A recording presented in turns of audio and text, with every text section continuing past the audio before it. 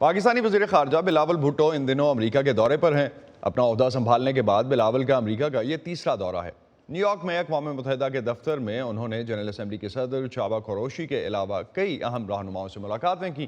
کل G77 اجلاس سے اپنے خطاب میں انہوں نے عالمی برادری سے اپیل کی کہ بہت سے ممالک قرضوں کے بوجھ تلے دبے ہوئے ہیں، اس لیے اس گروپ میں شامل ملکوں کی معاشی بحالی کے لیے عالمی نظام میں تبدیلی کرنا ہوگی۔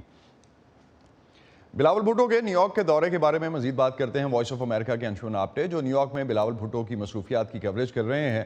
انشمن، بلاول نے کل ایک پریس بریفنگ میں پاکستان اور امریکہ تعلقات کے علاوہ کئی اور اہم معاملات پر اپنے خیالات کا اظہار کیا تھا۔ کیا کہا انہوں نے اسپیسیفک اس بارے میں؟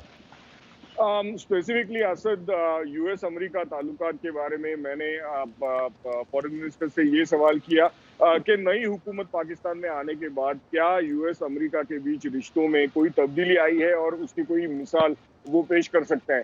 تو انہوں نے کہا کہ ضرور تبدیلی آئی ہے اور یہ ریلیشن شپ اب ڈی ہائفنیٹ ہو گئی ہے۔ پاکستان کو پہلے افغانستان کے ساتھ ایفپیک کے ذریعے جوڑا جاتا تھا، ان کے مطابق وہ اب نہیں ہوگا۔ انہوں نے یہ بھی کہا کہ پوری طرح سے رشتے ٹھیک ہونے میں کچھ سمے ضرور لگے گا، لیکن اس میں بہتری ضرور آئی ہے۔ سنیے ان کی بائٹ۔ مجھے یہ بتاتے ہوئے خاص طور پر خوشی ہو رہی ہے کہ پاکستان کی شکایت تھی کہ پاکستان امریکہ کے تعلقات ماضی سے متعلق چل رہے ہیں۔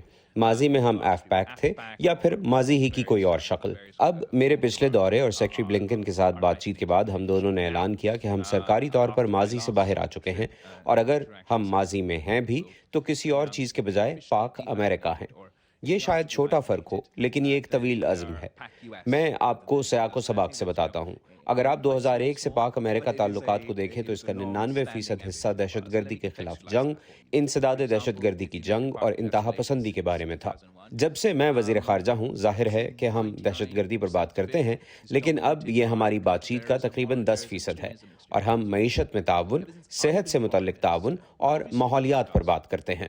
terrorism, but now it forms about 10% of our interactions, and we discuss economic opportunities. Anjuman, economic opportunities کی جس طرح سے بلاول کہہ رہے تھے لاسٹ پہ، روس یوکرین جنگ اور پاکستان کی توانائی کی ضروریات پوری کرنے کے لیے روس سے تیل کی درآمدات پر بھی آپ نے ان سے سوال کیا، اس پہ کیا کہنا تھا بلاول کا؟ جی ہاں اسد، میں نے ان سے پوچھا کہ آپ کو پتا ہوگا کہ کچھ دن پہلے پاکستان کے minister of state for petroleum مصدق ملک نے کہا تھا کہ پاکستان اور روس کے بیچ روس سے ڈسکاؤنٹڈ پیٹرول اور ڈیزل خریدنے کے بارے میں بات چیت جاری ہے، اور روس نے بھی اس کے لیے روس راضی ہو گیا ہے کہ وہ 2023 میں پاکستان کو ڈسکاؤنٹڈ پیٹرول اور ڈیزل سپلائی کرے گا۔ تو میں نے فارن منسٹر سے یہ سوال کیا کہ اگر پاکستان روس سے آئل خریدتا ہے تو یہ کرتے وقت کیا وہ امریکہ اور یورپی ملکوں کی جانب سے لگائی گئی پرائس کیپ سے کمپلائی کرے گا؟ تو انہوں نے کہا کہ اس وقت تو روس سے کوئی آئل پاکستان نہیں خرید رہا، لیکن اس بارے میں وہ obviously بات چیت کر رہا ہے اور اس میں سمے بھی لگ سکتا ہے۔ Up until now, we actually haven't received, nor are we getting any oil from Russia. We are wheat کا ایک purchase ہم کر رہے ہیں۔ پاکستان کا جو انفراسٹرکچر ہے وہ رشین تیل کے لیے بنا ہوا نہیں ہے۔ بھارت کا جو انفراسٹرکچر ہے وہ رشین تیل کے لیے بنا ہوا ہے۔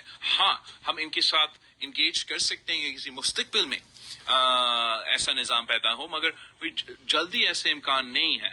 And as far as discounted rates, no one is giving discounted rates for all the oil these days.